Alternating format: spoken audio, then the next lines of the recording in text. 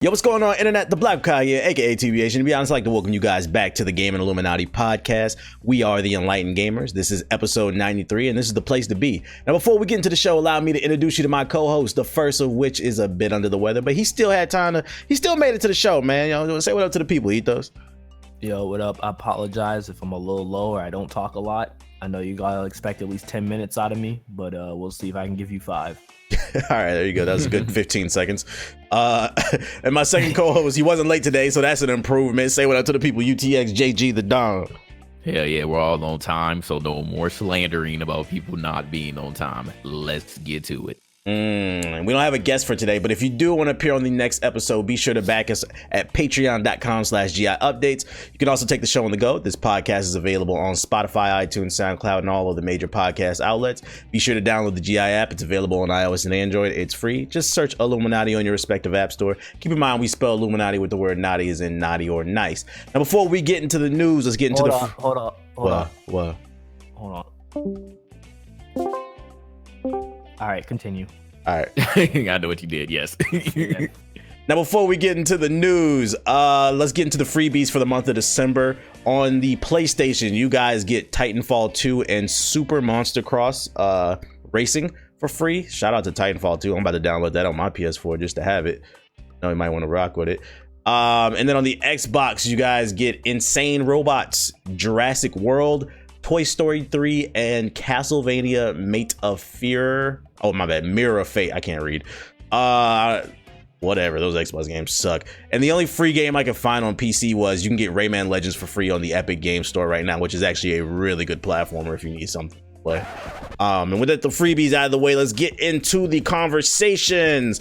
Since the last podcast, the Game Awards nominees dropped. The Game Awards by Jeff Keighley. It goes down like December 10th or something like that. It's early December. The nominees are here, so we're gonna go over them. We're gonna talk about what we think. I'm on the website right now. I'm just gonna start from the bottom because at the top they have Game of the Year, and then we'll work our way up. Yeah, but before they start slandering you, it's on the 12th. On the 12th, there you go. It was close enough earlier. Yeah, close enough. All right, so first category is Best VR Game, which I find interesting. There's even a category: Asgard's Wrath, Blood and Truth, Beat Saber, No Man's Sky, and Trover Saves the Universe. Does anybody have a hot take on the best VR game or VR period as a whole? Sure, No Man's Sky. Why not? Okay. Beat Saber, because I've seen people on late night shows playing it and they seem to enjoy it. So wait, is that the game that Heaven was I seen playing? I think she might be. I don't know. The only one I know is No Man's Sky, so that's the only one I could vote for if I was gonna vote. I think like either Jimmy Kimmel, Jimmy Fallon, or Conan. One of them were playing it. So is No Man's Sky VR a separate experience that you have to purchase, or is it just come with the base No Man's Sky? I can't tell you, because I'm curious to know what's the sales numbers between these 5 categories. Like, did these 5 games even get a million in sales, like combined? Like for like why are we talking about VR? I don't know, bro. Maybe I'm a hater. Just because it's still there and they're still trying to get more people to get into VR. Sony, like, when's the last time you heard Sony talk about PlayStation VR? Oh my god, yes. I mean, it's been a while. They're still trying to, shove it down their throats because like the last Sony State of Play, they were trying to, give us more VR games that still nobody's interested in because nobody's going to buy that PSVR. Yeah, I feel that. I feel like this is a category you can speak on, Ethos. Best strategy game: Age of Wonders, Planetfall, Anno 1800, Fire Emblem's 3 Houses, Total War 3 Kingdoms, Tropico 6, and War Groove. Which one would you pick, Ethos? It'd probably be a tie for me between Fire Emblem and Total War. Those are both really good. Is Total War optimized? Because I saw you playing. I low-key kind of wanted to play it. It reminded me a lot of Kessen 2. Yeah, it's really optimized. I mean, you have like what, Titan? No. I got a 2080. What? You just call me poor? I mean, yeah, kind of. Watch your mouth. I'm sorry. I would say, actually, I'm lying. It's more of a CPU intense game because it has to calculate like a shitload of people. So I would say, I don't know how good the Ryzen is, but if it's pretty good, as you say, you should be fine. I should be able to. I had like Surprised. 60, 90. It would only drop to 40s when like I had like a shitload of people on the screen. What graphics level was you playing at? High, ultra, like what? Oh, I had like high ultra. Okay, but Yeah. yeah, I might have to put that on the backlog and see what that's hitting for. Check the Black Friday sale. I'm pretty sure it's on sale right now. Ooh, what's the It's not very name? cheap. Do you care about any of these games, Jay? No. I feel. But I know that Fire Emblem, you know, you all were raving. Well, Ethos was raving about that. So I'm actually surprised that you were like tied between the two because I thought it was going to be like a clear cut winner for you, Fire Emblem. But hey, I guess Total War was, you know, that also, you know, tickled your fancy as well. So interesting. I'm actually offended by this next category. Best sports racing game. Crash Team Racing, Dirt Rally 2, PES 2020, F1 2019, and then FIFA 20. Where's NBA 2K20? Come on, guys. Everybody Big knows. facts. Where is he? Everybody knows that NBA 2K is a truly innovative experience that deserves to go in the fucking garbage can. All right, what's your vote, Jay? If I had to choose, I guess FIFA. 'Cause I didn't play any of these this year. I mean, I played the original Crash Team Racing, but I didn't play the remake here. So, yeah, if I had to give it to one, it'll be FIFA. No Madden either. I already know Ethos don't care nothing about this. No. Yeah, I didn't play none of these sports games either. I like how they put all the categories nobody really cares about at the bottom. Finally, we're getting something that matters. Oh yeah, sorry. Yeah, shout out to Anon. He's in the 2K soundtrack for those of you unaware. That's literally the only W that franchise is getting this year because I hate bro. It really hurts me that his music got featured in one of arguably the worst 2Ks in a long time, bro. I'm like, I damn. know. Hopefully he can get in 21, maybe if it's better or something. But it sucks that he has to be in that one. Yeah. Best score in music. Rest was outstanding music, inclusive score, original soundtrack. All right, so the picks are Cadence of Hyrule, Death Stranding, Devil May Cry 5, Kingdom Hearts 3, and I don't even know what is this. Sayara Wild Hearts. Sayonara Wild Hearts. You know what that is? I don't know who. No, I don't know about that. I don't know about that game. All right, Ethos. What's your pick for best soundtrack?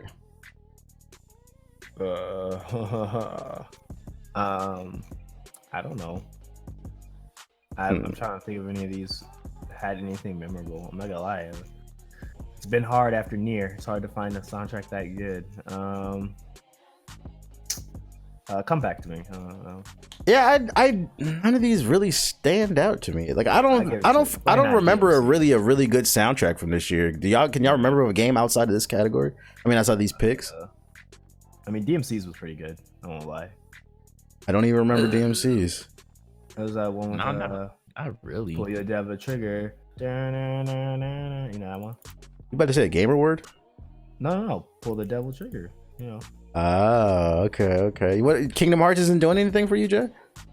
I'm trying to think, like, because even though like it wasn't the best experience for Kingdom Hearts, like I feel like it had a decent soundtrack, but then again, I can't really remember like the songs compared to, you know, like the first one, you know, where everybody was singing and, you know, reciting those. So like I really didn't hear about anybody, you know, reciting any of the music on this one. And then, you know, Kingdom Hearts, well, Square Enix was, you know, trying to ban people for playing, you know, the music on stream and stuff and their videos. So that I think that kind of also contributed to people not really having a memorable experience with the music on this one. And also, even though I'm not done with Death Stranding, I probably won't be for a long time. I mean, the music, even though it's not, you know, my personal taste, I feel like it had a decent experience while you were traversing throughout the world and delivering your DHL packages. So so I understand why it's on here, but if I had to choose, I'd probably give it to Devil May Cry. Like I feel like that's more memorable in my head this year. Yeah, if I had to choose from this list. That's baffling to me because like Death Stranding didn't have like 20-minute cutscenes, and y'all mean to tell me it didn't have that great of a soundtrack? That's crazy. I mean, in most of those cutscenes, there wasn't really like music. There's wasn't. good music in Death Stranding, but a lot of it is like a lot of the good stuff is really like music that he leased out to put in the game. That's like actual music in the real world. It wasn't like custom created for it. So it's not original. They're not original. Yeah, scores. it's not an original scores. There are original scores in the game, but I don't think they're as good as the ones that he leased and put into the game. If that makes sense. So like when you're walking around, there'll be moments where like it'll play a song,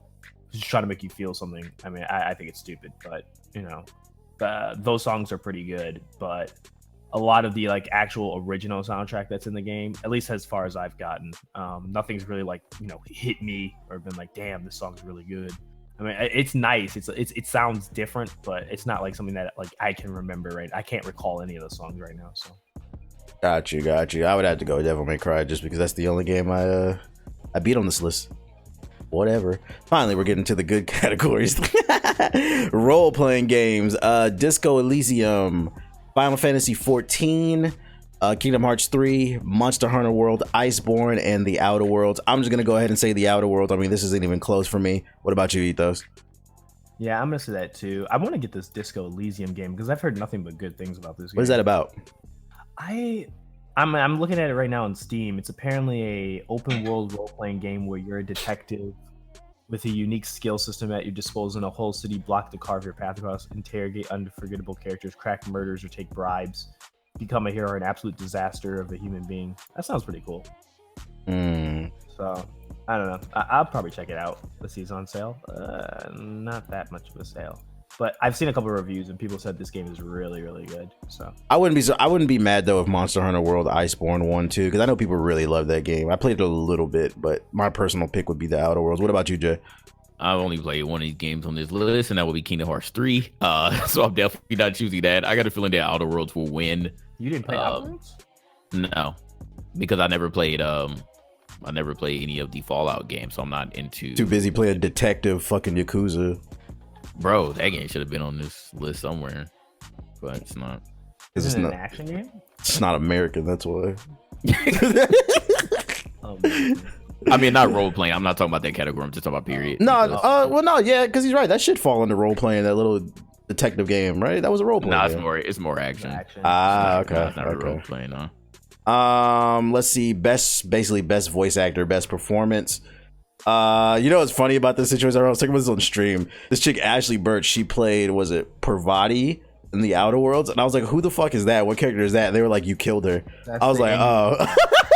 Apparently she was supposed to be your partner. She's like the main character, but I never met her because I killed her. What a fucking whatever. So her from The Outer Worlds. Courtney Hope, she played Jessie in Control. Lauren plays Kate Diaz in Gears 5. Let's see, Mads Milkinson as Cliff in Death Stranding. Matthew Big Word, he played Dr. Casper in Control. I don't know his name. Porretta, I don't know, bro. And then Norman Reedus, he played Sam Porter in Death Stranding. Who would you give best voice actor, Jay? Ooh, I mean, this one is kind of tough. Even though Matthew was really part of the cutscenes in Control, so I will rule him out. Even though he did a good job. Courtney also did a very good job in Control. I know you be shitting on the game because you know you had your issues, but no, it was good voice acting in the game. It was good voice acting. I like the game. Yeah, I like the game. I mean, Laura's case, she's looking very provocative in this photo, by the way. But very edgy. I give her that. No, I'm just saying. But when I give her that on this list, no. I mean, Norman Reedus. I mean, you heard him literally like throughout the entire game. So yo, hold on, because y'all beat Control. What's up with this Matthew Porretta guy? Is he Colonel Sanders in the game or something? This man said Colonel Sanders. Does he not look like Colonel Sanders in that headshot? No. All right, bro. One of the scientists in very Control. quirky scientist. Yeah, that looks like he makes 11 herbs and spices to me. So throughout the game, like he was explaining, you know, how the phenomenons and shit. Yeah, basically what they were doing, and yeah, so I understand that it's actually interesting that he's on there. But and if I had to choose off of this, it would be a tie between Courtney and Norman. Just because, I mean, Norman Reedus, no matter what you say about the game, like he did a very good job at his performance in the game. Yeah, well, this is voice actor, not gameplay. Yeah, it's voice. Yeah, like I said, it's voice acting. So, well, actually, it's for voice acting, motion, and/or performance capture. Don't be a acted. Yeah, and Norman looked. To be, huh? Yeah, Norman was 1-to-1.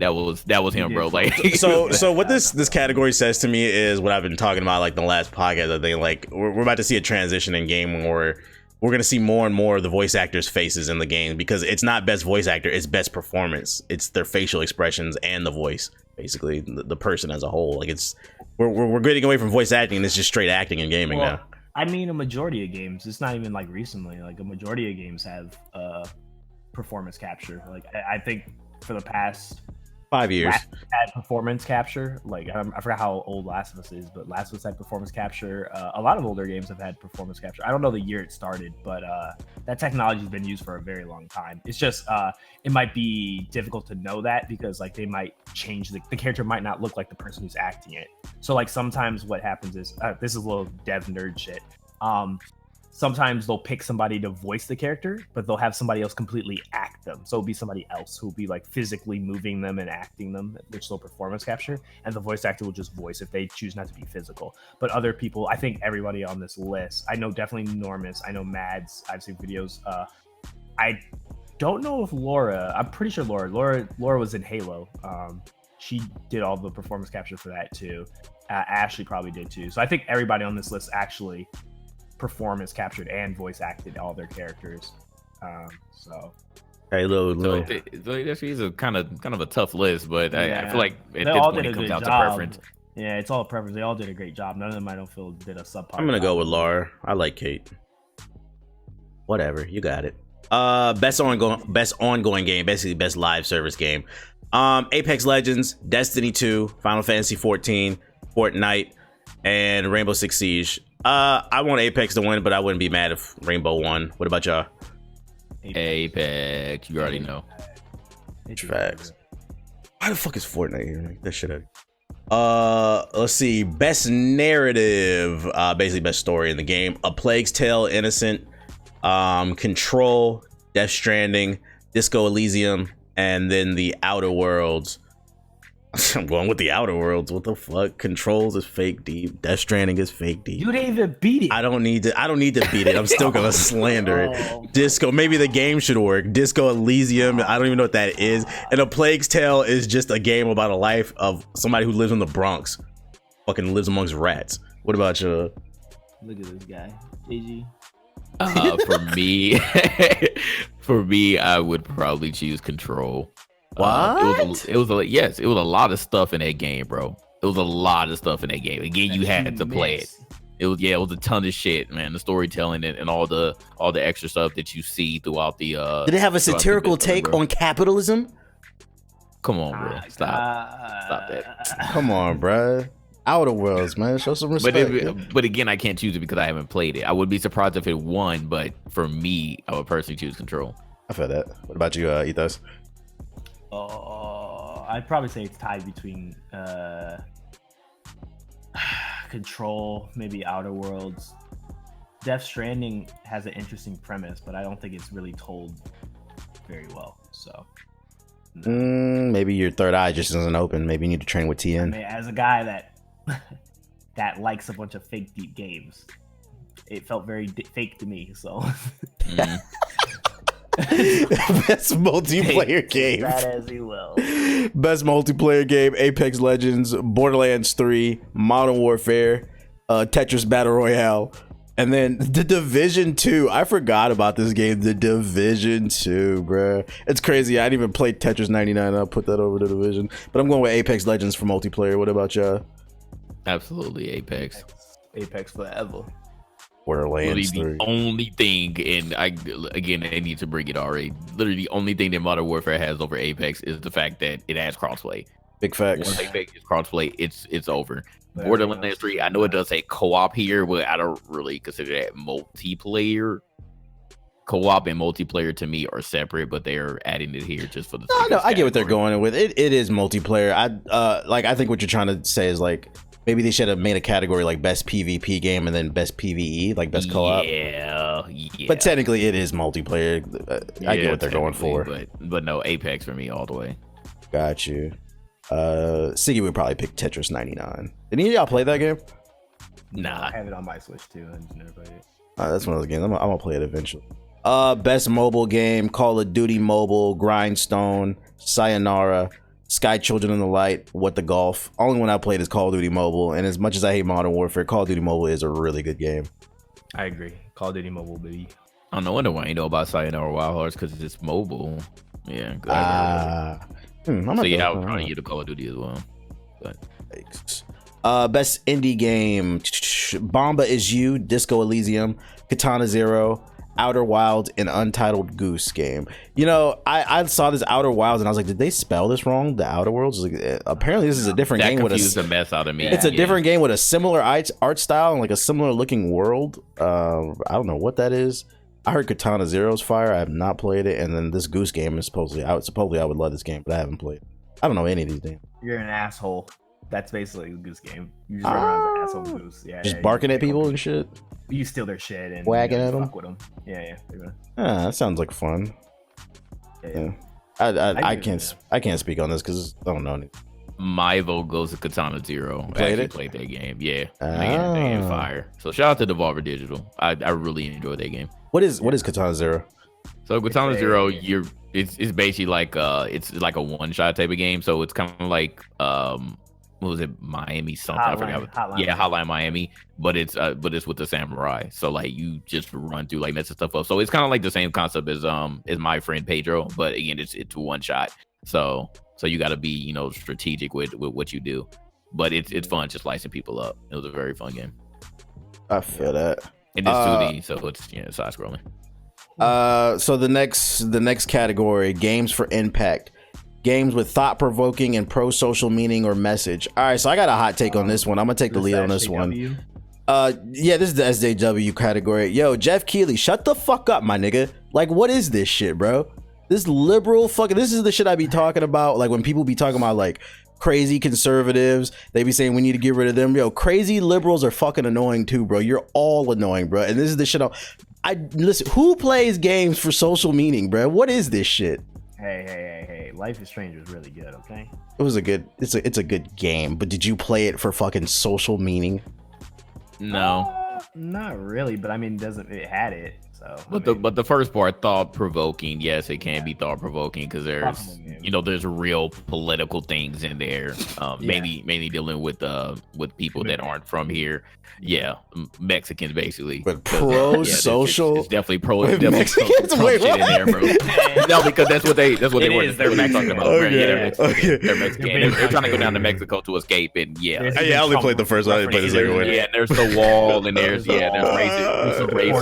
racist people in there. Yeah, so it's a lot of stuff. Yeah, but still, like this is the type of shit that can fuck your show up because like you're pushing an agenda with this shit, whether you agree with it or you don't. Like, just keep it gaming, bro. I don't know about this shit.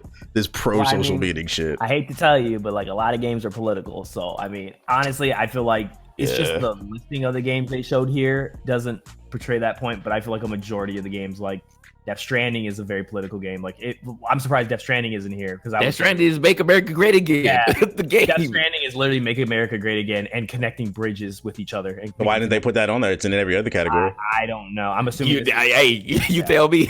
Now that I think about it, Ubisoft did put MAGA in fucking Assassin's Creed Odyssey. I don't know if y'all saw that mission. Yep. Where the dude was like, "We had to make Athens great again." I was like, "Wait a minute, is that an Easter egg?" Make Athens great again. Yeah, it was literally a mission where this dude was upset that people were gentrifying his neighborhood. They were taking over Athens. So then you had to beat up some people and run them out of the neighborhood. And he was like, "Make Athens great again." And I was like, "Wait a minute." I was like, "Yeah, is that an Easter egg?" Well, that's an acronym right there.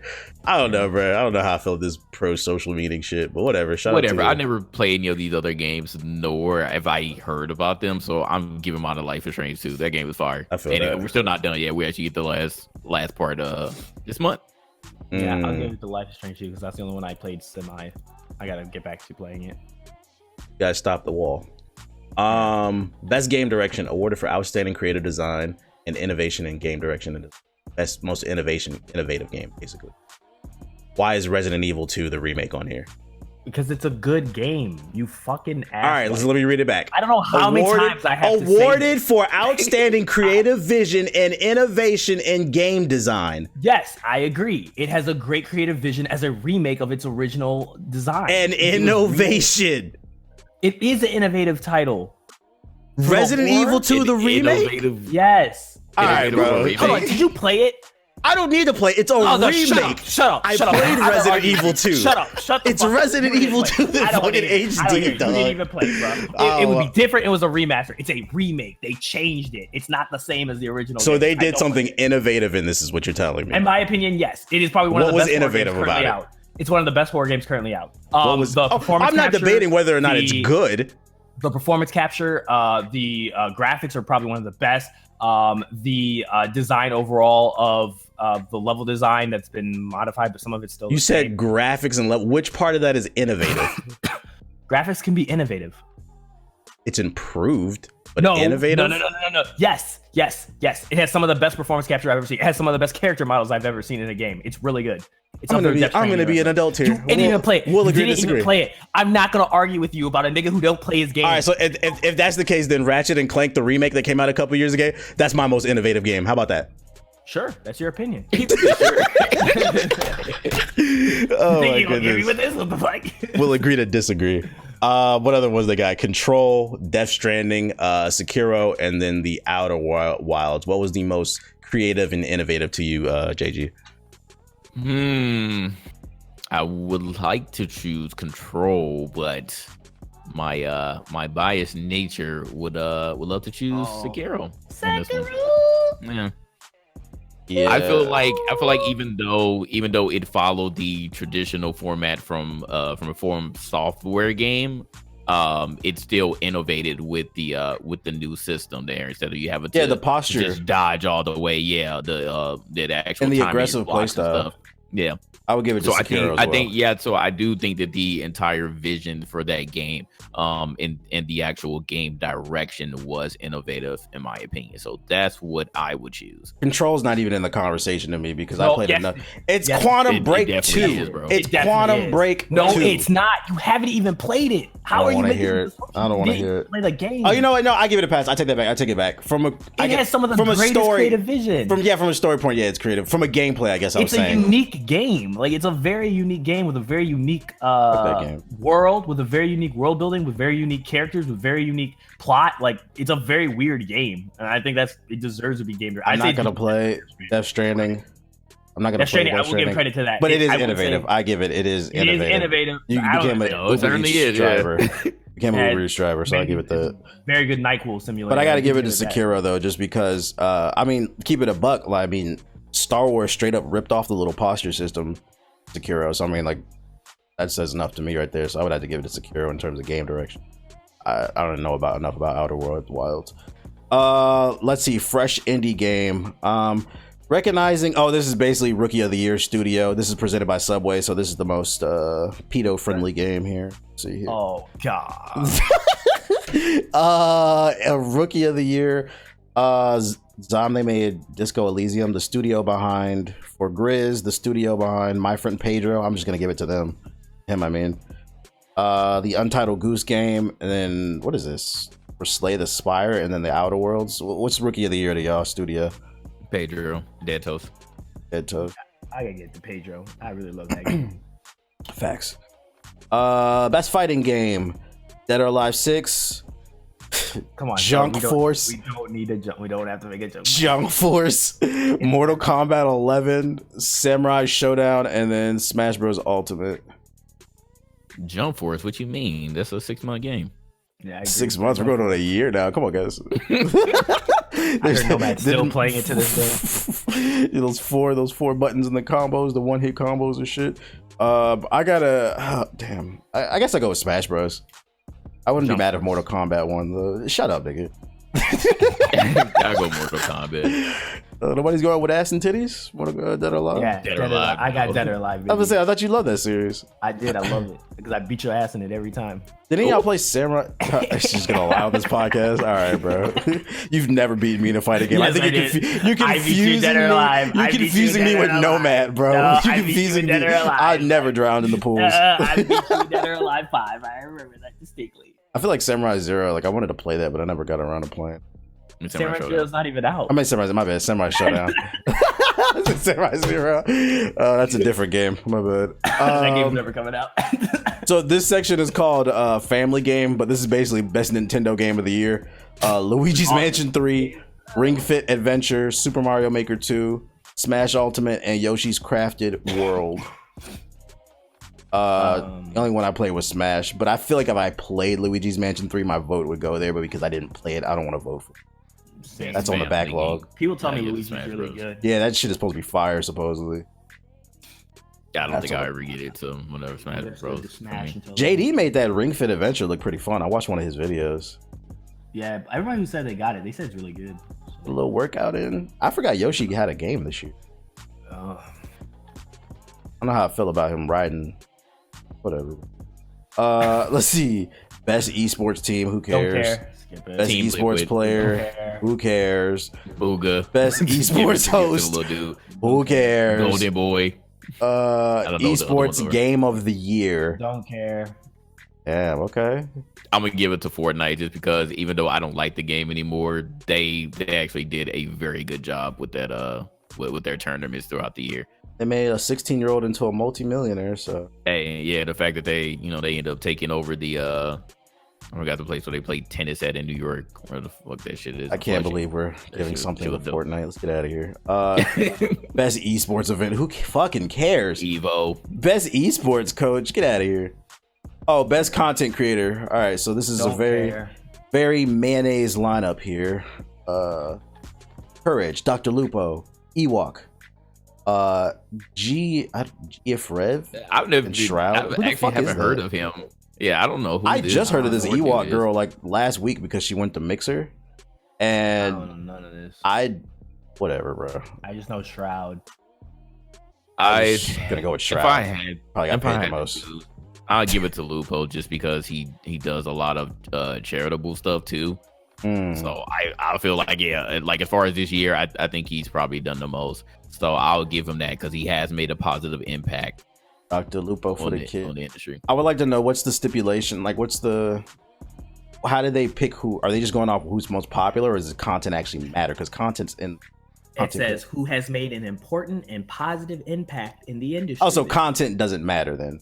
Nope, it's whoever made a good impact this year. So this is a Courage has clout not done contest. anything. Shroud has not done anything. I don't know who David Martinez is, and again, I just heard of Ewok as well. So I don't know what positive impact she's done. Jeff I Keighley, just let's know work on about- this Isn't she deaf? section. Yeah, Yeah, she's deaf. I don't know. Yeah, she's Oh, deaf. she is. I heard she's Yeah. deaf, yeah.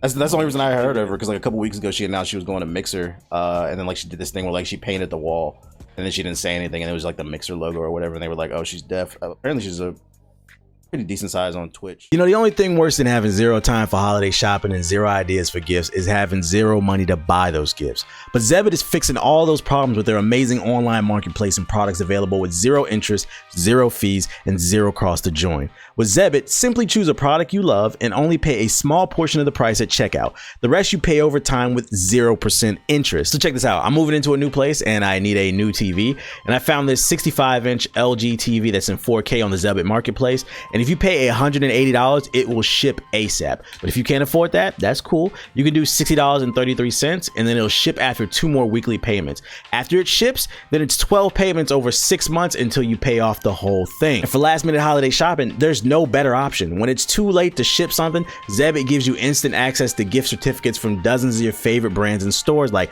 Nike, Macy's, Old Navy, and Foot Locker. Whether you're knocking your list out ahead of time or scrambling for something last minute, with Zebit, you're one click away from a great holiday gift. So we got a special deal for all the GI listeners out there. Sign up for Zebit today at zebit.com/GI and get up to $2,500 credit to shop at the Zebit marketplace with zero interest and zero cost to join. That's zebit.com/GI for $2,500 of interest-free credit.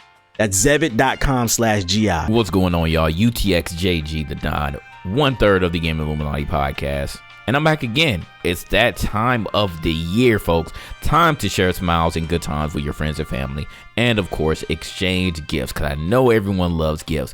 How about you give yourself a gift? The gift of self-confidence. How do you get it?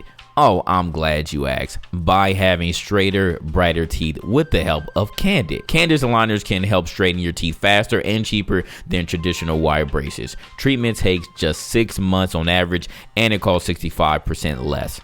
An experienced orthodontist with license in your state creates a custom treatment plan. Then they show you a 3D preview so you can see how your teeth will look after you're done. Candid's aligners are comfortable, removable, and completely invisible. There's no hassle of you going to an orthodontist office. Candid ships your aligners directly to you. Plus, in the season of giving, Candid donates $25 for each aligner purchased to Smile Train, who brings safe, 100% free cleft lip and palate treatment to children around the globe. Give yourself the gift of Candid. Go to candidco.com/GI and use code GI to get $75 off. That's candidco.com/GI, code GI for $75 off.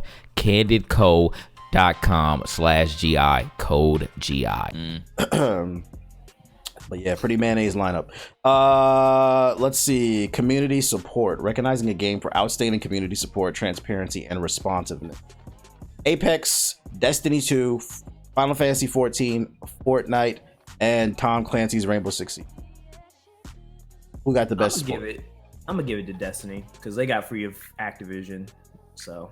Okay. I'll get it to them. What about you, Jay? It's a tough one. Do we feel like the Rainbow Six devs are listening to their community, or are they messing the game up? Yeah, I feel like it, but I feel like Rainbow's like in a weird place where like it kind of just it is what it is. Yeah, like it's not like the hot new chick, you know.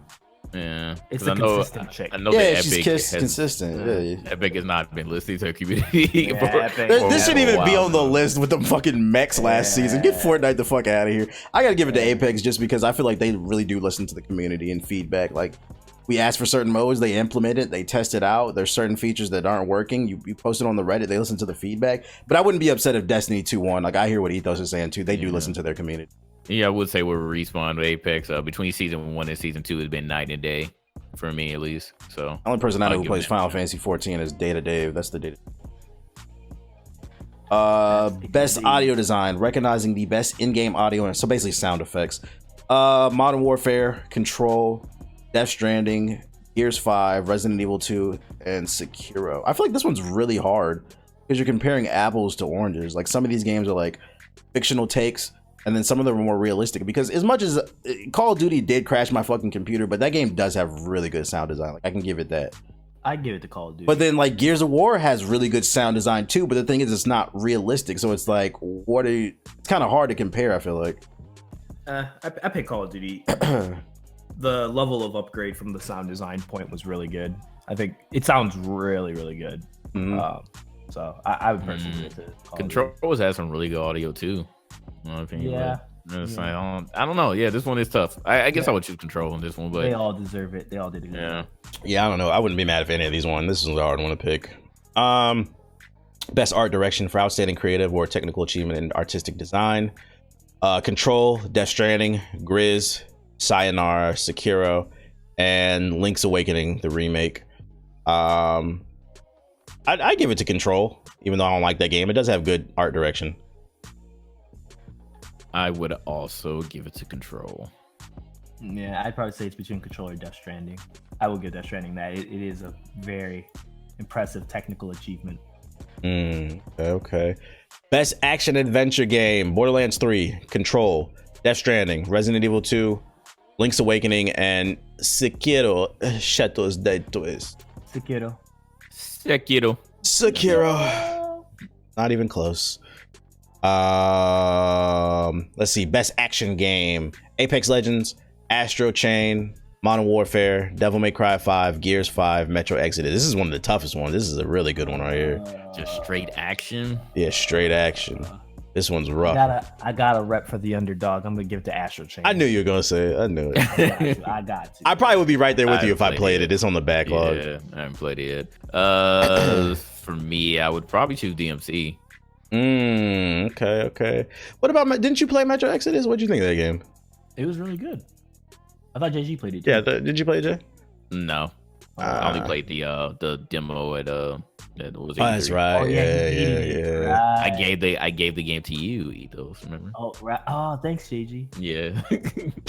This one's rough. Like it's between Apex and Devil May Cry. But because Devil May Cry is more action when I think about it, Apex is a BR. There is some downtime. I'll give the edge to Devil May Cry. But I wouldn't be mad if any of these won except for Call of Duty. Let's see. Game of the year. All right, this is the toughest one right here. Control, Death Stranding, Resident Evil 2, Sekiro, Smash, and The Outer Worlds. Why is Resident Evil 2 on this list? Because it's innovative. It's innovative. It's innovative, JG. It's innovative. It's just different. It's just different. A good game. Fucking remake, Nobody, Ethos. Nobody's arguing with you whether or not it's a good game, though. You literally say it doesn't deserve Game of the Year. No, that's JG's argument. I was arguing that Fortnite was on this list. I was arguing it's not innovative. I didn't say it wasn't a good game though. I said it wasn't innovative. Y'all was treating Resident Evil 2 like it's a brand new game. It's good because it's a remake. Let's throw Ratchet and Clank up there too. It's not. Let me matter of fact, let's throw The Last of Us 2 HD on there too. Why don't we? While we're at it, Last of Us 2 was a remaster. That's not a remake. Do y'all know the difference between a remake and a remaster? Ratchet and Clank was a remaster. Why can't I remake? Why can't I throw it up there? Oh my! Because it didn't come out this year. All remakes better be on the innovative section from now on. Y'all are so stupid. All right. y'all ain't play the game. I gotta take fucking Castro vote. My game of the year since Judgment was not on here. Sekiro. Yeah, it should have been Jedi. Jedi got ripped off, but. I would agree it is Jedi. See, that could have replaced Resident Evil 2. See, there you go. Hold on. All right, so I can finally articulate why I struggle with like Soulsborne games and like Sekiro. Oh yeah. First of all, my vote for in this list would be Game of the Year would be Sekiro. But the reason I realized I struggled with it after I beat Star Wars Jedi is it's the story. Sekiro was harder than the Jedi game, The Fallen Order, but it was a decent difficulty. And I was inspired to beat it because I thoroughly enjoyed the story and the world. Sekiro, like when I play it, I just feel like I'm going to fight boss after boss. I don't care about the characters. I don't care about the world. It's not remotely interesting to me. I'm strictly just playing it to basically just conquer what's difficult. To overcome adversity. Yeah, to overcome adversity. And Star Wars made me realize that. So like if From Software can get it to where like they create a really interesting world and story, I feel like they would have an amazing formula in terms of like their Soulsborne games. But if I had to pick out of the list, I would go with Sekiro. But that's what I learned from playing Jedi Fallen Order. So yes, I would disagree on the fact that I feel like Sekiro and the other Soulsborne games, it's not that they don't have good stories. It's just that they don't push narrative. That's the problem with them. They don't have good narratives. Like there's not enough. Like Sekiro was the first one I think they actually did like a pretty decent job at like pulling a continuous narrative of like, whoa, why am I doing this? Where am I going? Why am I going to go to get this certain item? Like it has cutscenes and there's dialogue that helps explain why you're doing what you're doing. But the thing that I think a lot of these games are really good at is like they have some of the best world building, which is like the lore and like the environmental like story art and stuff like that, like what happened in the environment beforehand. Like there's a story to be told, but it doesn't tell you like what the story is. Like it's stuff that you have to like discover through like items and like looking at the environments and going through them and stuff like that. Like so there's hidden story, but I do agree it's not like how Jedi is where you got to go look for it basically. Yeah, if you want it, you got to find it. Exactly. Yeah, you have to go find it if you want it. But if you just run through it, then it just becomes really just like a boss game that you just want to run through and kill people. Yeah, because when I was watching like a bunch of different people stream the final boss fight in Jedi Fallen Order, a lot of people were like surprised because I beat Trilla? I beat her in 2 tries. Like I almost beat her in the first try. And it was because I was thoroughly engaged with that shit. But like it's like I feel disengaged like when I play sometimes with the Soulborne's game. You know that's kind of means, right? What? You gotta beat that nigga Ishin. Who's that? He hasn't gotten to him yet.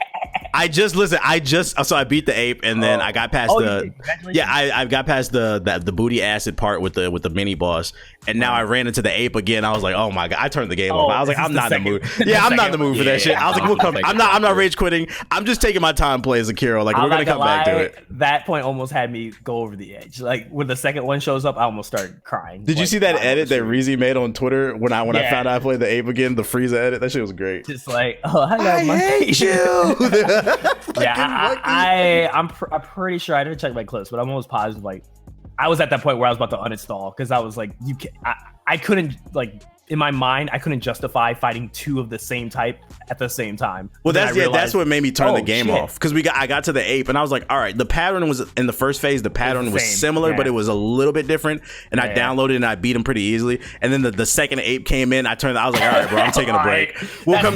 We need a break. Yeah, I'm coming. We're gonna go play Apex. I need a break. That kind of kills your morale. You think like, oh wait, I've gotten better. Like I can destroy him now. And then you're just like, he's like, no, nigga. And then it's like, it's the meme of the meme where they're the gang initiation and they're just yelling like, fight back, nigga, fight back. Like, that's really how it feels, bro. What's the name? Did everybody say Sekiro? Everybody cast they vote? Yeah, unless Jedi was on this list. Yeah, Jedi would personally be. Honestly, anything on this list can win except for Death Stranding. Wow. It's the only one game I don't feel deserves Game of the Year, bro.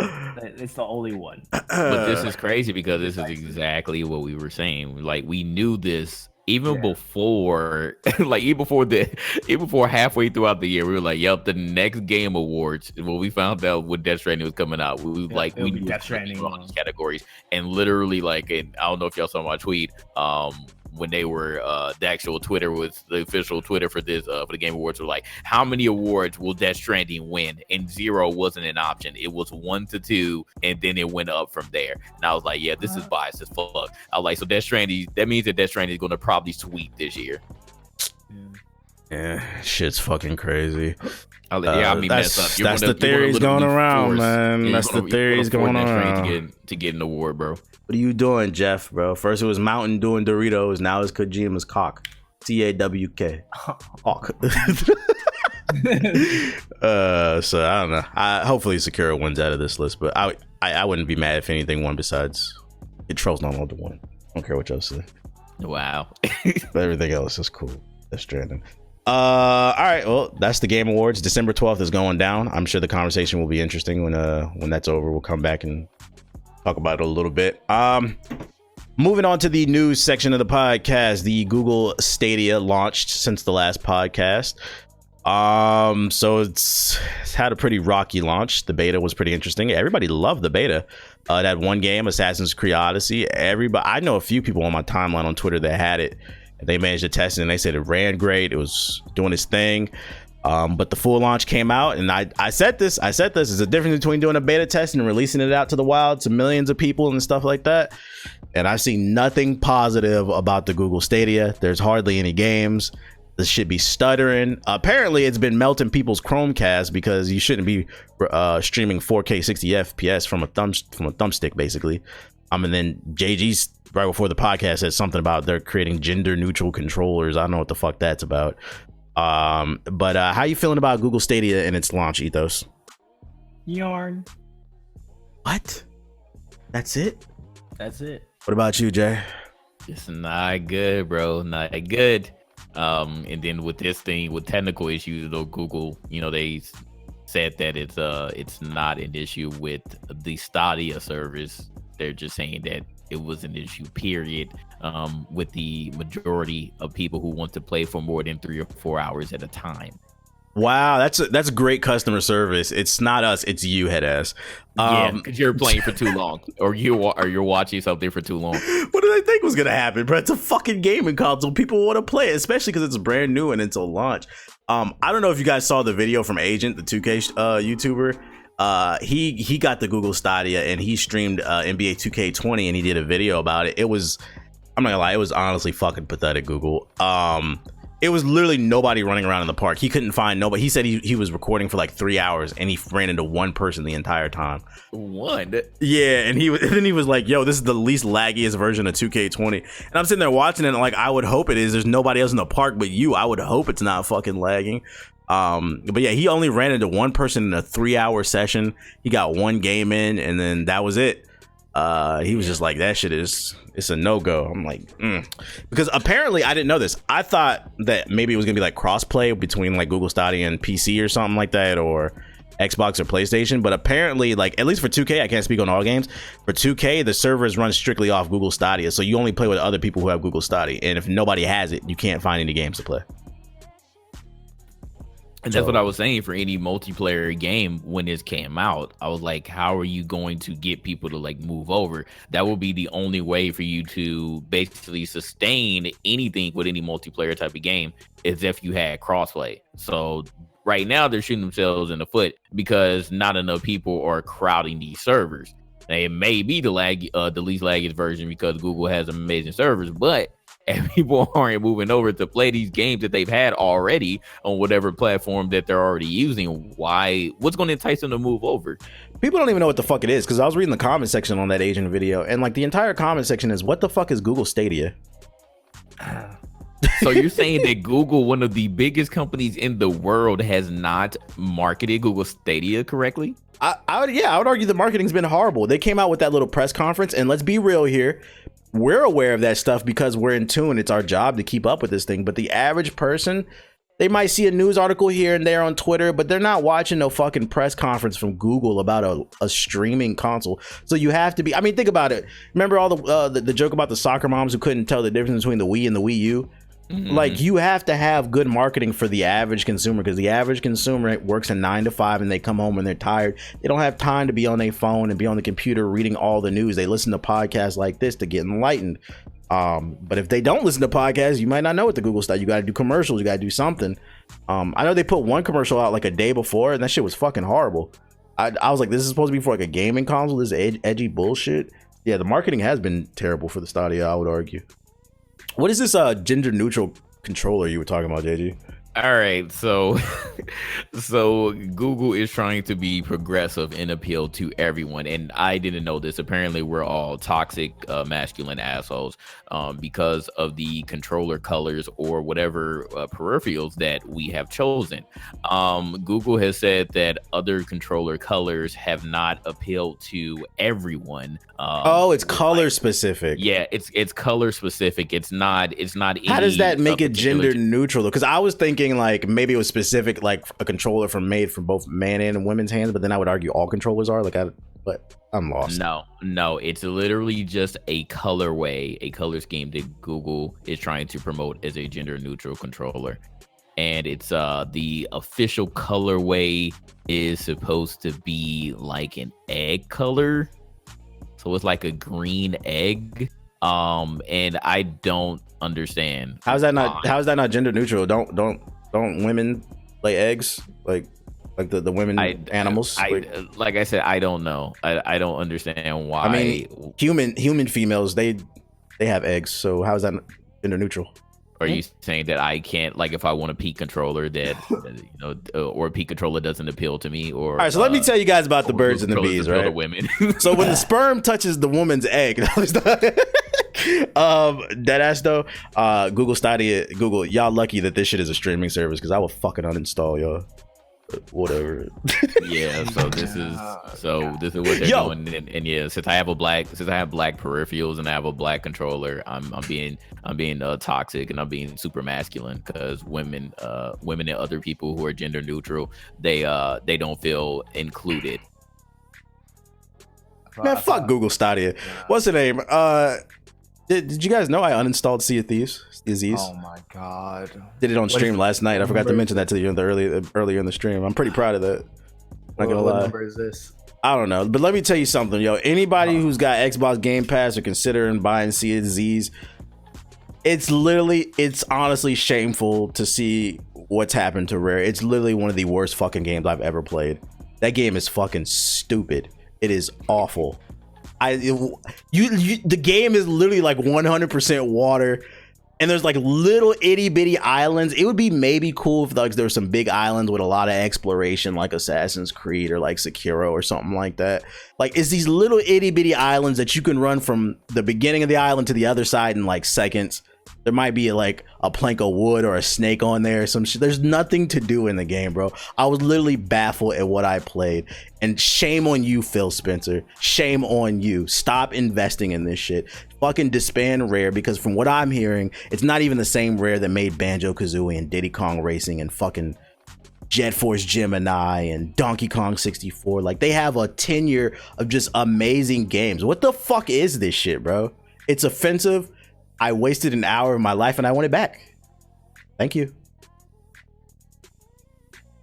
All right.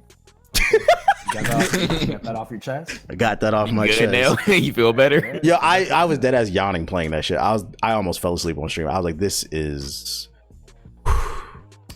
Let's talk about something a little bit more exciting. The PS5. PS5 controller design has leaked. The patent for it, as well as some dev kits, have been spotted in the wild, and it's been causing a lot of drama because people. Oh shit! I didn't mean that. People were complaining about the way that the PS5 looks. Have you guys seen the dev kits, and what are your thoughts on it? I took a brief look, and I'm looking again. I mean, we already knew about the controller because they've already talked about that, but then when it comes to the dev kits, I mean, we always see, concepts of what it is, and then whenever it comes out, it doesn't end up looking anything like, what we ended up seeing. So I'm not really worried about the actual console itself, but the controller, like I said, we've already gotten like official news from Sony about what it looks like. And like I don't really have any opinion on it. Like it's a PS5 controller, it's a Sony controller, so like it's cool. I guess I don't really have any strong opinions about it. People are like, I seen like tweets like people were crying about the way that it looks, and like for those of you unaware, it's a developer kit. It's an early build of it, just with general specs, so that developers can start working on games. But that's not what the PS5 is going to look like. In order for them to make games, they have to get the console early, but that's not necessarily what it's going to look like. And you guys just have to keep that in mind. And also, I don't play games for what the console looks like anyway, so if it did look like it, I honestly don't care. Just wanted to put that out there. I would be more excited if they actually revealed the actual specs. That's what you should be looking for. I don't know if excited is the word, but more interested, I guess, because then you can get a better feel for what they're going for the PS5. Could you give us some like insider game developer knowledge here, Ethos? What do you want to know? I don't know, like just reinforce them that everything's gonna be okay. Everything's gonna be okay, guys. You will not see this. You won't see this when you buy one. I promise you. If you just Google PS3 or any previous dev kits for any console that ever came out, there's like some that people have been able to obtain and restore. They look nothing like what the actual product looks like. I mean, look, I think the PS3 looked like a VCR player or something. Yeah, you remember the PS5 concept controller? It was like a boomerang. Yeah. They got rid of that shit. Like it's nothing to be upset about. Sony had a controller about a commercial about the PS8. Wait, what? What the hell? That was like a while ago. Like I think that was when the PlayStation 2 was coming out, and they had a commercial about the PS8. Like they just do dumb stuff like this, and they like I think at this point it's just literally just to just to trip you off and have everybody talking about it, and then they'll come out with something totally different. You're like, oh, okay, well, this is all right. This is fine. In terms of the PS5 controller, according to the patent, what's different? It's pretty much the same, but apparently it's a little bit fatter. The triggers are a little bit different. It has a USB-C port, and the grips are a little bit thicker, but it's pretty much the same shit. I don't think Sony tried to innovate with the PS3 controller, and then they saw the backlash, and Sony is basically staying in their bag. Like they're not going to stray too far away. Oh yeah, and they got rid of the light on the PS4 controller, which I always thought was stupid. Did y'all like that thing? No, it did nothing for me. Just to let me know that the controller was on. That was it. Same. I thought it just was a way to kill the battery quicker. Let's see. Other news. There's a chance for Tony Hawk to come back. Tony Hawk Pro Skater. What's going on with this, Jay? Yeah, here we go with this news again. I'm not excited about it because we've heard plenty of rumors about Tony Hawk, but there was a famous leaker who generally gets things right. He said that he was talking to an Activision contact about a week ago, and he said that Tony Hawk Pro Skater 1 and 2 had some demos or prototypes remade. So that's pretty much it. Another person also said the same news that he got. So it was two people saying the same thing. So, and I don't know how much traction that's going to make. But Activision still currently owns the IP. Tony Hawk doesn't, but he did say that, if he could reboot it, Tony Hawk, if he could reboot it or continue the series, that he would. So again, don't hold your breath on this one. It's just a rumor mill starting up once again. And I don't trust all these leakers that, you know, are 99% right, because it's always the 1% that they get wrong. And I don't think that Activision is going to do anything with Tony Hawk, because Activision killed literally all of their franchises except for Call of Duty. Listen, man, Tony, my guy, you listening? If you want people to buy Tony Hawk Pro Skater, don't do it like 5. That shit was awful. The people want Thug 3. Where the fuck is the Underground 3? That series was fire. 1 and 2, story driven, just straight arcade tricks and shit with the goofy story. I'm telling you, people would love that. Let us create our own character And collab with Young Thug.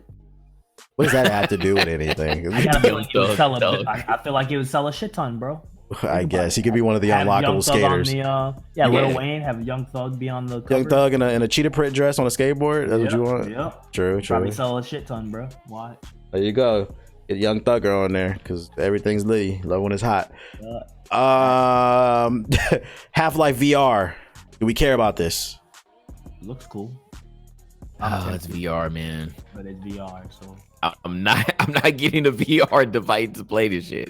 I will say I was actually genuinely surprised by the reaction from the community. I saw mostly overwhelmingly positive responses. Like, it's to the point where like people want Half-Life 3, but at this point they're so thirsty for Half-Life they'll take anything, because I saw mostly positive. Another Half-Life. I'm like, you know, you got to get a VR headset for that, right? And it's probably going to be an hour-long experience, 2 hours max. That's exactly what it was. Exactly what you said. Just people want anything Half-Life, so they don't care at this point. I don't know, man. This did nothing for me. Y'all Like, enjoy the that. trailer look cool, but again, it's VR. I'm not buying it. I'm not buying the VR device just to play one video game. It looked like every other VR experience to me. The only difference is it had the Half-Life world. Speaking of another series possibly being brought back, I'm kind of tired of talking about this, but whatever. There's another Paragon remake announced. This one's called Fault. This one kind of caught the community by surprise, because the other ones they kind of announced they were working on a remake as soon as Paragon like announced they were shutting down. Like, well, we're working on it when they announced the release of the assets. So like they were basically talking before they showed anything. Fault, apparently they've been working on this one, and they just kind of put it out like a little alpha out of nowhere, and like it's completely playable. Apparently they have dedicated servers, and it's like super smooth from the YouTubers that I watch. It's the closest thing to Paragon. They did change the map to where it's like a hybrid between Monolith and Legacy. And they need to clean up the UI, but like right now there's 11 characters. It's completely playable. There's supposed to be a closed alpha this December. Did you guys get a chance to check out some of the footage? Like, what do you think? Don't give me hope.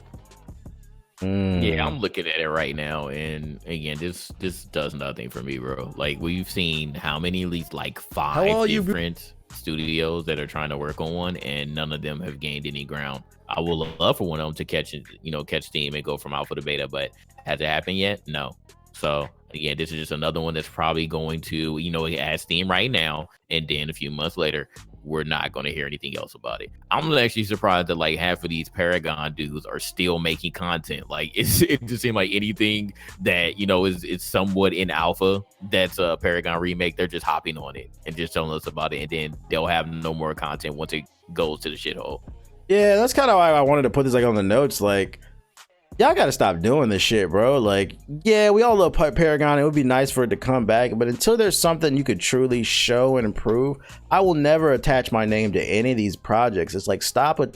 I feel like a lot of these Paragon YouTubers they've been burned multiple times. And how many times you gonna put your hand on the stove before you realize that, like, yo, maybe I need to protect myself? Because I feel like you gotta realize your brand matters, and you keep putting out all this bullshit, people are gonna be like, oh, look at this guy promoting another thing that's not gonna work out. So that's what I would encourage people, like, yo, just be careful about what you promote. And that's why you don't see none of them remakes on my damn channel until I'm confident something is truly gonna come out, which I'm not. You will never see any type of Paragon remake on my damn channel. Why don't you make one, Ethos? You know how to make games. Huh? A Paragon? Why don't you announce your Paragon remake right now? You'll get coverage from these YouTube channels. All right. So I'm announcing a brand new Paragon game. It's called Paragon, and it'll be out whenever I finish Samurai Zero. I'll probably cancel it next week. We'll see. One thing I will say, like you might want to keep your eye on the Fault one. They have a Reddit, by the way, Play Fault or something like that is called. They did what you actually suggested, Ethos. One of the problems that was always with Paragon is like the card system. Like everybody didn't have access to the cards. They changed it up to now like they have like a traditional like MOBA item store, and you can just like build up trees of items and stuff like that. Oh, that's good. Yeah, so like they're trying something. They're trying to keep it as much as the same as possible, but they're tweaking it to where like kind of leaguish. Yeah, leaguish, to where things are a little bit more balanced. And then also, according to some of these YouTubers, what they really liked about this one compared to these other remakes is like they let them in instantly, and then when they played it, they had some feedback, and literally they had like a patch the next day fixing things. Like as soon as you get feedback, they're working hard to like fix stuff. So it seems like maybe these people actually know what they're doing. A completely new studio, because those other games, that one Core, it fell apart. Predecessor, I don't know what's going on with that. And then there's another one, Ethereal. Their problem is there's some drama going down in Colombia, so hopefully they're okay. But I don't know. It's something to pay attention to. Fault. What do you think needs to be done for an actual Paragon remake to succeed, JG? At this point, we just need for the developers to continue making the damn game, because it seems like what's been going on is just they've been stopping. Either they've been stopping or they haven't been getting enough funds. Maybe that's an issue too. Maybe they're just not getting enough money to continue working on the game. But I mean, you have all the assets, so you know that's already a lot of money that you don't have to spend right there. So again, maybe that's it, but I don't know what else besides, you know, actually, you know, continue to work on the game and not giving up that the issue is. Because I say that they're getting, you know, each of these Paragon remakes, they're getting a little bit of traction, so they're gaining buzz because people just want to play another Paragon MOBA because it was great until it became not great anymore. So so if funding is it, then you're gonna have to figure out something to do. Try to get some loans or something. But other than that, I don't know, bro. My only question I will present to the developers of Fault is the same one I'll present to all the other developers of all these other remakes. Let's say your game does get off the ground, it gets into a beta, and it's getting towards a full release. What is your long-term plan? Let's say you manage to get all the old characters implemented into Fault. How will you continue this game? Because nostalgia is only gonna last so long. That high is, are you guys gonna create new characters, new skins? Like, what's the long-term plan? Because if your goal is just to bring back all the old characters on a new map, that shit's gonna get old in 3 months, bro. So I would advise you have a long-term plan, and maybe they do have New it. hero every 3 weeks. A new hero every 3 weeks. I heard that plan works really well. Man, that was wild. That's I didn't get good. that. That's fine. Yeah, please take your time. Yeah, take your time, please. Shout out, let's talk about mental illness. Shout out to mental illness. So the cows in Russia are having anxiety, just having a hard time producing milk, just relaxing.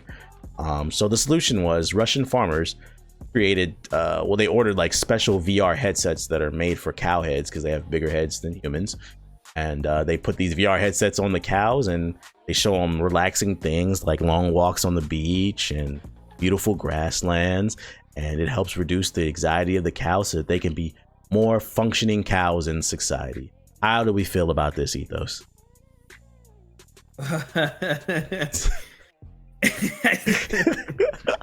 This is a true story, by the way. Feel free to Google Russian cows with VR headsets. Bro, I don't. It's something. I don't know, bro. I don't know. Oh my goodness, Jay, you have any hot takes on this? It's crazy. I mean, why crazy, bro. I wish we knew like why the cows were having anxiety in the first place. Like, are they fearing that they're going to get turned into burgers down the line? They're going to get turned into some nice steaks.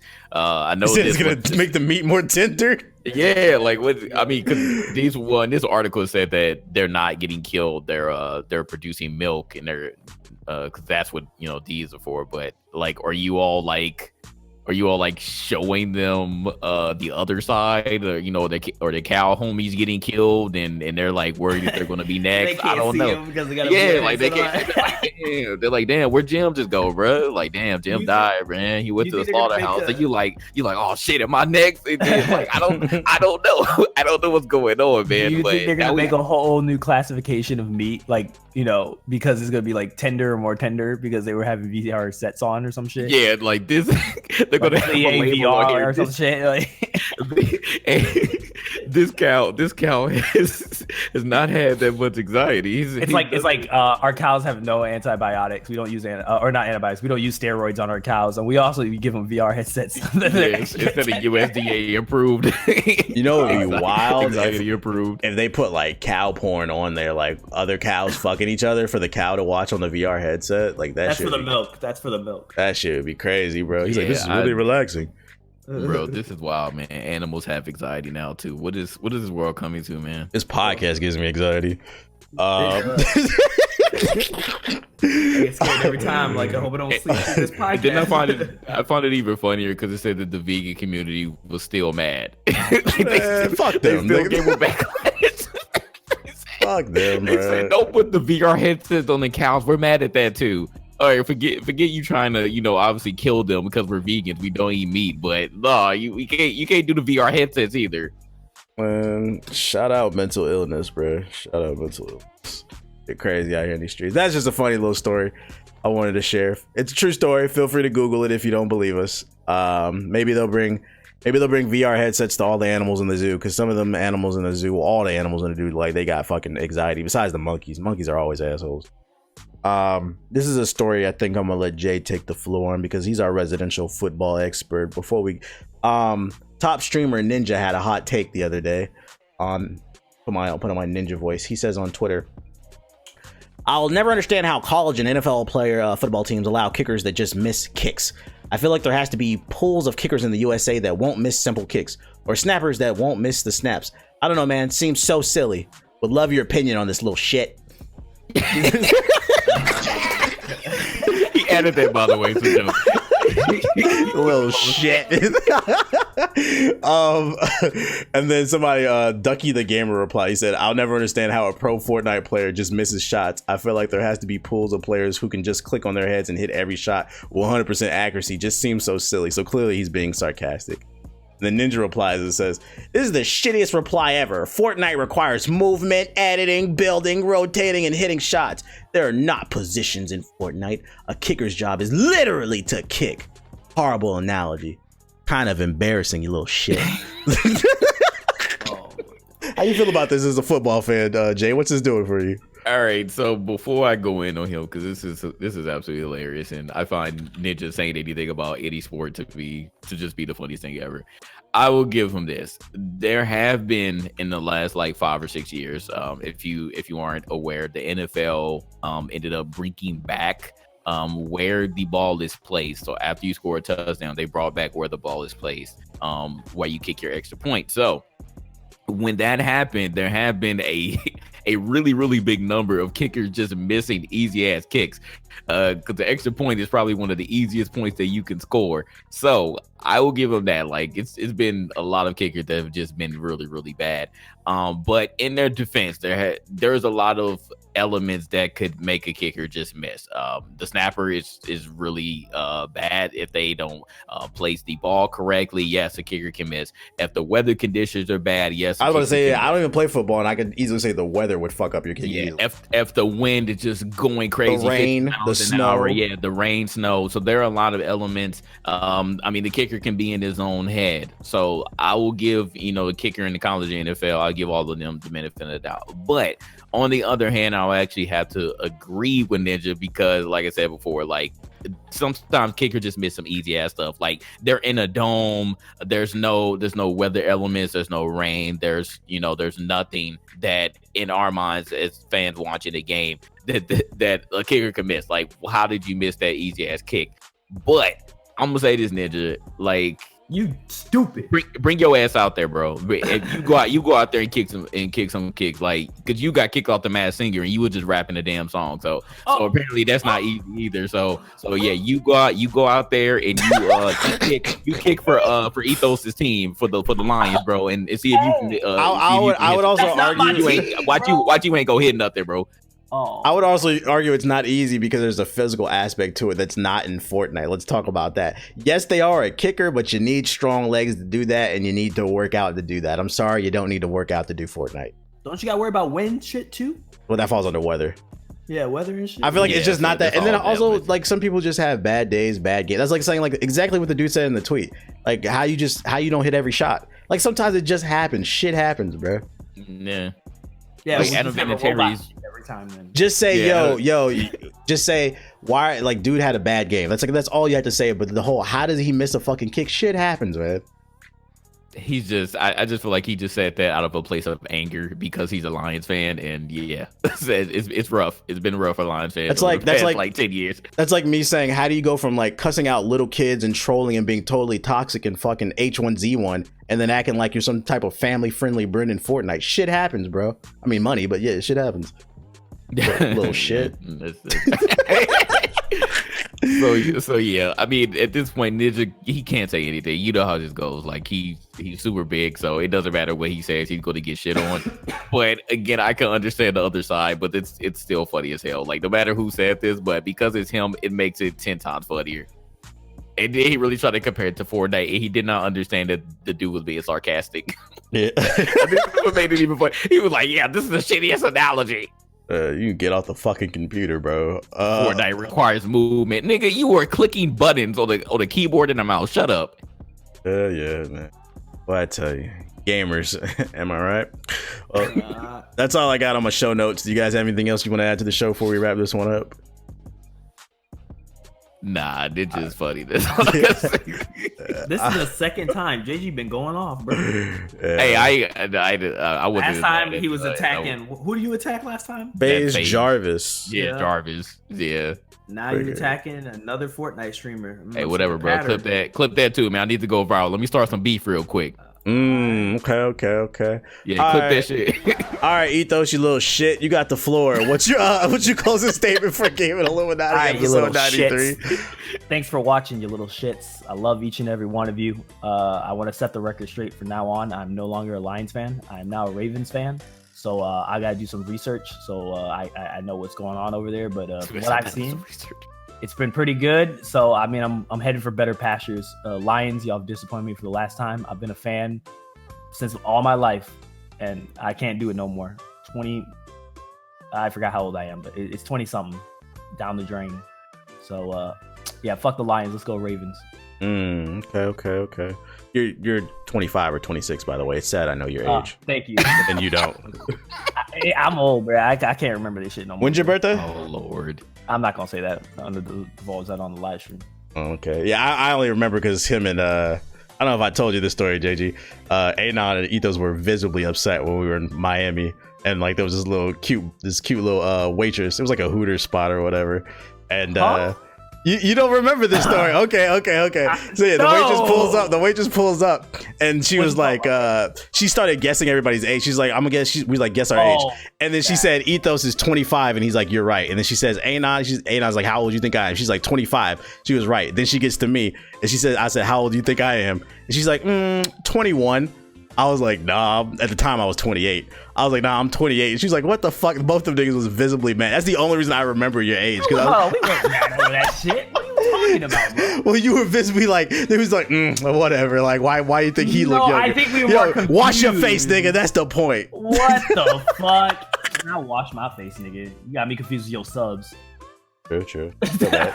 What's your closing statement for closing Game of Illuminati episode 93, Jago? I survived Black Friday just to give y'all another podcast. But the people know what you bought out and bought. Nah, I worked, bro. Yeah, I had to deal with, that crazy mess. But anyways, yeah, we got another podcast. So I hope you all are enjoying all of this free content because, yeah, you've been getting blessed. Actually, you all have been spoiled. I'll even go that far to say you all have been getting spoiled for getting a new GI podcast every week. So support us. That's all I gotta say. Just support us, cause I'm broke. I need money. But we're all broke. My closing statement is Twitch Illuminati, we're on to you. We know there are agencies out there signing streamers for big bags, big money. People making $25,000, $30,000, $40,000 on sponsorships alone. People whose channel's not even bigger than mine. And I'm looking at y'all websites. They're very mayo. Y'all lineups. Fucking sign me. I want to check. How about that? So if anybody from an agency, you reach out to me at tbh@gamingilluminaughty.com, and we're going to get on a call, and I'm going to say yes. And then you're going to take care of me. Thank you. All right. This has been Gaming Illuminati episode 93. I appreciate everybody coming through for listening to the show. Keep in mind that the show is available on Spotify, iTunes, SoundCloud, and all other major podcast outlets. I always forget to say this at the beginning of the fucking podcast. We're at the end anyway. If you really enjoyed the show, please remember, rate the show 5 stars on Apple Podcasts. That is the best way to move us up in the algorithm and get us more listeners. 5 stars, 5 stars, 5 stars. I sound like an Iranian fucking Uber driver. Please give us 5 stars. Other than that, we appreciate you listening, and we will holler at you and see you on the next episode of the Gaming Illuminati podcast.